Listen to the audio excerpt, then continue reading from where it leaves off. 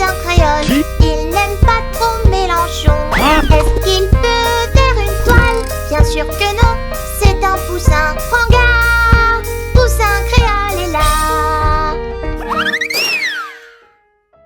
Après une longue absence médiatique, Norman Tavo fait à nouveau parler de lui dans une vidéo qu'il vient tout juste de sortir sur sa chaîne YouTube. J'ai tourné une vidéo pour m'exprimer sur ma vie ces dernières années et pour vous dire à quel point vous me manquez aussi. L'envie de se confier sur son désarroi et sa traversée du désert depuis 2 ans et de renouer le contact avec son public. Je ne fais pas personnellement partie des vautours qui se sont jetés sur ses déboires judiciaires à l'époque. Je lui ai d'ailleurs jamais consacré de vidéo car j'ai toujours tendance à me méfier lorsqu'une personnalité médiatique est jetée en pâture sur la place publique pour ce genre d'affaires. La mort! Suite à cette vidéo, de nombreuses personnes ont réagi avec des tweets du genre « Classé sans suite ne veut pas dire non coupable ou innocent ». Faux! Oui, car rappelons-le, fin 2023, l'enquête pour des faits de viol, d'agression sexuelle et de détournement de mineurs a été classée sans suite. L'enquête judiciaire ayant déterminé que les liens de Norman avec ces jeunes filles étaient d'ordre sentimental et qu'aucun abus d'aucune sorte n'avait été commis par ce dernier. Mais oui. Mais qu'est-ce que ça veut dire? Ça ne veut pas dire qu'il n'est pas coupable. À part dans le cas de figure d'un classement sans suite pour vice de procédure, on est soit coupable, soit non coupable, donc innocent. C'est logique. Il n'y a pas un entre-deux où la justice considère qu'on n'a commis aucun crime, mais peut-être que quelque part on en a commis un, mais l'accusation ne parvient pas à le prouver. C'est pas comme ça que ça marche. Non, non, non. Dans un état de droit, soit on est légaliste et on respecte les décisions de justice, ou alors on les conteste dans le cadre de ce qui est permis par la loi, soit c'est la justice populaire et on juge les gens en place publique à main levée. La mort ou chichi? Si la justice classe une affaire considérant que vous n'avez commis ni crime ni délit, vous êtes de facto blanchi et considéré comme innocent. Tout le reste n'est que supputation et opinion personnelle. Oh non, t'as pas le droit. Dans la conclusion de la justice sur cette affaire, on lit entre les lignes que, pour ces derniers, il s'agit ni plus ni moins de nanas un peu naïves qui se sont amourachées de leur idole, qui en a bien profité au passage, mais qui par la suite n'ont pas obtenu ce qu'elles voulaient et qui se sont vengées. Vous faire payer ce que vous avez fait à Taxi, espèce de nul. Je sais bien que certains d'entre vous me diront que c'est bien fait pour sa gueule car c'est un Sale gauchiste! mais je suis désolé, aucun innocent ne mérite de voir sa vie et surtout la vie de sa famille détruite à cause de groupies manipulatrices. Petit retour sur la cérémonie de clôture des Jeux Olympiques. La France qu'on aime! Bon, je vais pas épiloguer, c'était globalement relativement chiant, notamment le défilé interminable des athlètes sur la pelouse du Stade de France qui a duré bien au-delà d'1 heure. Fais chier, putain, merde. Puis, on a eu droit à un tableau qui raconte, selon les concepteurs, l'histoire d'un voyageur interstellaire qui découvre les vestiges des Jeux Olympiques dans un futur lointain où ils auront disparu, et il va entreprendre de les refonder. L'artiste qui est en moi a trouvé ce tableau super stylé, mais le simple observateur que je suis se demande pourquoi un univers si sombre, une musique si inquiétante. Pourquoi cette esthétique si étrange, si triste? Pourquoi ces personnages à l'apparence si maléfique? Tout comme pour la cérémonie d'ouverture, l'imagerie choisie ne colle pas à l'ambiance de Jeux Olympiques censée rassembler les gens dans la joie. Salut, salut. Là, on avait plus l'impression d'un rituel satanique. Le temps est venu de nous lever pour ma super fête d'anniv de 16 ans d'année. Comme d'habitude, on va nous expliquer qu'on n'est qu'une bande de gueux incultes qui n'ont pas les références à la Grèce antique, etc. C'est toujours comme ça, ils sont dans l'ambiguïté de manière récurrente et nous prennent de haut quand on le remarque. Rappelez-vous, c'était pas la scène mais le festin des dieux, c'était pas un veau d'or mais le taureau déjà sur place au Trocadéro, c'était pas le chevalier de l'Apocalypse mais la déesse gauloise Sequana,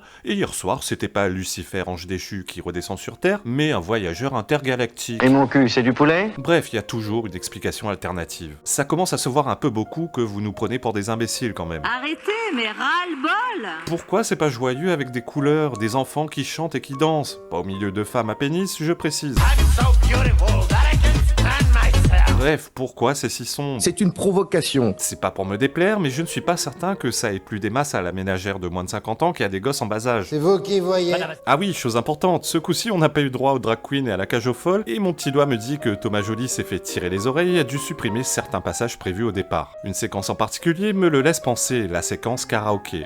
Oui, vous avez bien entendu, un karaoké. Ils ont invité l'audience à chanter des chansons françaises avec les paroles qui s'affichaient sur écran géant, et ce pendant un quart d'heure. Je peux pas croire qu'une idée aussi merdique ait été prévue de longue date, car comme vous vous doutez, ça n'a pas du tout fonctionné. Presque personne n'a chanté pour une simple et bonne raison. La plupart des gens ne parlaient pas français ou n'en avaient tout simplement rien à foutre. Bref, cette séquence ressemble fort à un truc bouche-trou décidé à la dernière minute. C'est une décision sage. Les autres séquences, c'était ambiance concert rock électro avec des groupes comme Phoenix ou Air.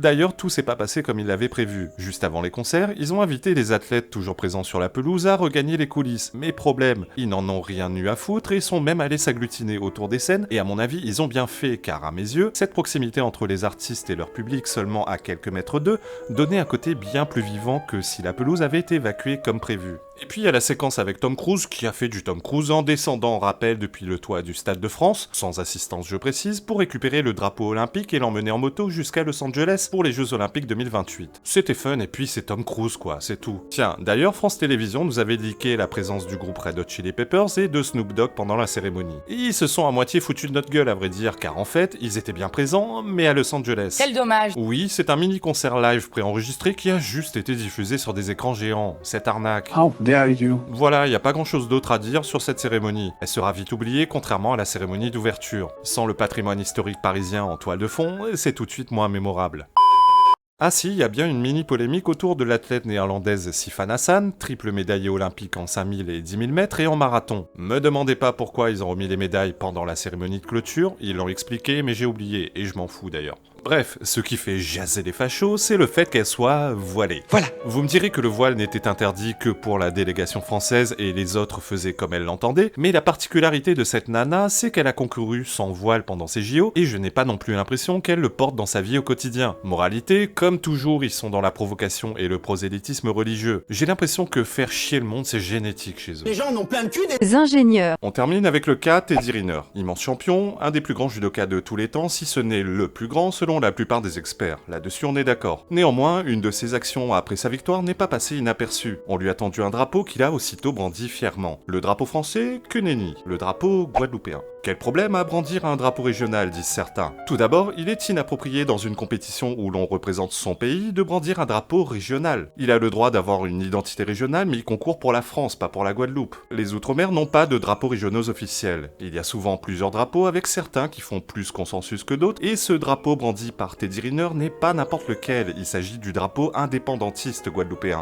C'est un scandale. Par manque de réflexion ou malhonnêteté intellectuelle, certains internautes font mine de ne pas comprendre ce qu'implique l'indépendantisme, en particulier dans les Outre-mer. Teddy Riner n'est visiblement pas aussi patriote qu'on aurait pu l'imaginer. L'indépendantisme est une défiance envers la France, elle signifie qu'ils ne veulent plus de la France. Cette notion s'accompagne toujours des discours indigénistes et décolonialistes qu'on connaît bien, mais également des discours racialistes qui sont en réalité des discours racistes envers les blancs. Certains internautes tentent de nous faire croire que Teddy Riner a juste pris le premier drapeau qu'on lui a tendu. Mais couilles, un drapeau est toujours chargé de symbolique. On ne brandit pas un drapeau par hasard. D'ailleurs, après sa victoire, il a fait un saut en Guadeloupe et a réitéré son geste devant les Guadeloupéens. Il sait très bien ce qu'il fait. Il aurait pu brandir ces drapeaux-là plus connus, et pourtant il a choisi le drapeau le moins connu, le drapeau indépendantiste. Certains nous expliquent que oui, mais Teddy Riner il est gentil, il est pas connu pour avoir tenu des propos racistes ou des propos anti-France. Il fait des petites bêtises comme tout le monde. C'est vrai, mais je suis désolé, ça ne veut rien dire. Peut-être qu'il est juste intelligent et qu'il sait que pour le bien de sa carrière, il a tout intérêt à ne pas parler de ce genre de choses dans les médias. Lilian Thuram non plus ne parlait pas de ce genre de choses quand il était en activité, et pourtant, y a pas plus raciste que ce mec. Mathias Le Sort, joueur de l'équipe de France de basket médaillé d'argent, nous a également fait le coup en brandissant le drapeau martiniquais sur le podium carrément. Ce drapeau est lui aussi lourd de sens et illustre bien les rapports ambigus et tendus entre les Antilles et la France. Il a été créé en 1960 dans le cadre des luttes anticolonialistes des tout premiers mouvements indépendantistes de la Martinique. Ta mère. Les trois couleurs n'ont pas été choisies au hasard puisque ce sont les couleurs du drapeau panafricain créé en 1930. Le drapeau martiniquais n'est également pas sans rappeler le drapeau palestinien et ce n'est certainement pas là l'œuvre du hasard. Le vert pour la nature, le rouge pour, je cite, le sang versé pour leur libération. What? Quelle libération? L'abolition de l'esclavage n'est pas la résultante d'une lutte armée, elle a juste été décrétée et c'est tout. Le noir, là encore je cite, représente le peuple africain et sa couleur de peau. Déjà, le peuple africain, ça n'existe pas plus qu'il n'existe un peuple européen ou un peuple asiatique. Ça pose également problème que la race soit évoquée dans un drapeau. Qu'est-ce qu'on est censé comprendre? Qu'un blanc ne peut pas être martiniquais? Le fait que les Antillais noirs descendent d'esclaves africains ne fait pas d'eux des Africains. Les Antillais sont des Antillais, tout comme les Américains ne sont pas des Français, des Irlandais ou des Anglais, ce sont des Américains. Les Australiens ne sont pas des Anglais ou des Écossais, ce sont des Australiens. Tout ça peut paraître anecdotique, mais ça illustre à merveille le rapport conflictuel qu'entretiennent les Antillais avec la métropole. Ah, bah là ça clignote plus, donc ça voulait dire que l'urgence n'était pas très urgente. Tous ces champions dont la France est si fière, faudra pas s'étonner si on les voit un jour main dans la main avec des Lilian Thuram, Rokhaya Diallo ou Assa Traoré, unis dans la détestation de la France. Si tu partiras, Et plutôt que tu crois. Nous Réunionnais n'avons pas suivi le même chemin. Notre drapeau, le Mahaveli, signifie beau pays en malgache. Oui, rien de choquant qu'on lui ait donné un nom malgache, la Réunion étant intimement liée à Madagascar depuis ses origines. Je trouve ce drapeau cool même si je lui préfère les anciennes armoiries de l'île de la Réunion. Le triangle rouge pour le volcan, le bleu pour le ciel et la douceur, et le jaune pour le soleil et la clarté. On n'est clairement pas dans le même délire que les Antillais. Attention, ne me faites pas dire ce que je n'ai pas dit, je n'ai rien contre ces gens-là. Bref, si les Antillais veulent leur indépendance, eh bien qu'on la leur donne. Pendant ce temps-là, à la Réunion, on vous regardera en mangeant du popcorn, vous transformer en trou à merde comme les nombreuses îles des Caraïbes aux alentours. Oulala, mais attends, mais t'es vachement radical, toi!